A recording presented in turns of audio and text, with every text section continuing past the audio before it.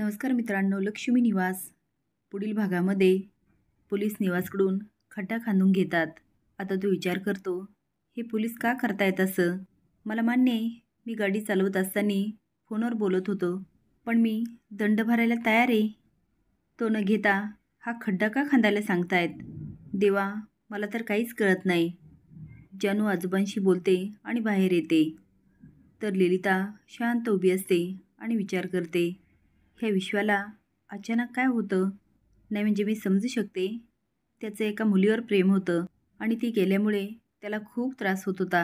पण आता त्याचं तर सईशी लग्न ठरलंय आणि तिच्याशी लग्न करण्यासाठी विश्वा तयारी झाला. मग आता काय झालं? एवढा शांत का तो?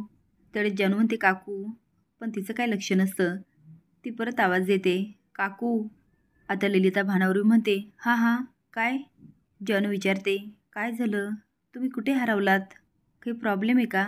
तुम्ही एवढ्या टेन्शनमध्ये का? ललिता म्हणते, तनू, या विश्वाचं काही कळतच नाही. तनू म्हणते, कळत नाही म्हणजे काय झालं? ललिता म्हणते, बघ ना, आता आला काय, आत गेला काय, माझ्याशी एक शब्दही बोलला नाही. मी त्याला विचारण्याचा खूप प्रयत्न केला, पण वेगळ्याच मूडमध्ये होता. जानू म्हणते, थकला असेल तो, खूप काम झालं की होतं असं कधी कधी. ती नाही गं, मी त्याला ओळखू नये. विश्वा असा कधीच वागत नव्हता.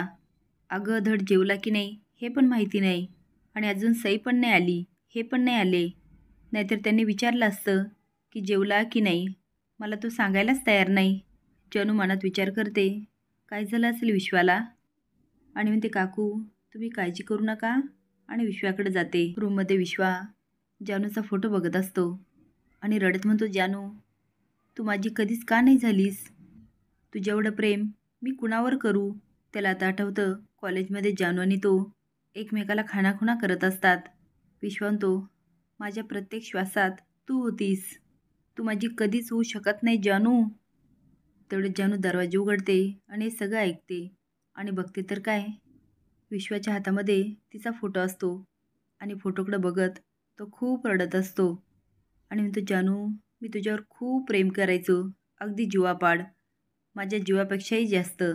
पण मी तुला कधी सांगूच शकलो नाही, आणि तू पण माझं प्रेम कधी ओळखूच शकली नाही.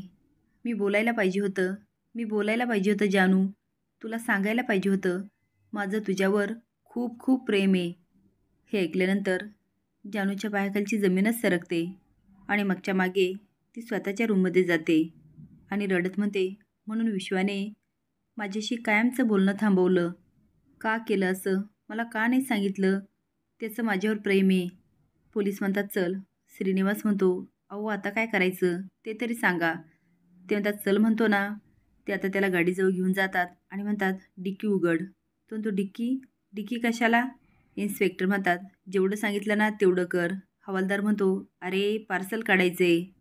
आता श्रीनिवास डिक्की उघडतो आणि त्याला खूप घाणेरडा वास येतो आणि ठसका लागतो. तो आता विचारतो, हे काय आहे? हे माझ्या गाडीत कसं आलं?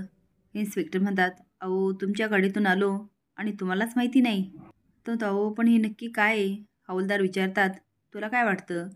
श्रीनिवास म्हणतो, अहो मला माहितीच नाही हे काय आहे. इन्स्पेक्टर म्हणतात, तुम्हाला माहिती नाही ना, मग टाका खड्ड्यात. तसं पण तुम्हाला माहीत व्हायची काही गरजच नाही आहे. श्रीनिवास म्हणतो, हे बघा साहेब, हे बरोबर नाही आहे, मला कळायलाच पाहिजे हे काय आहे. नाहीतर इन्स्पेक्टर म्हणतात, नाहीतर काय, पोलिसांना धमकी देतोस? टाकू का मर्डर केला म्हणून आतमध्ये?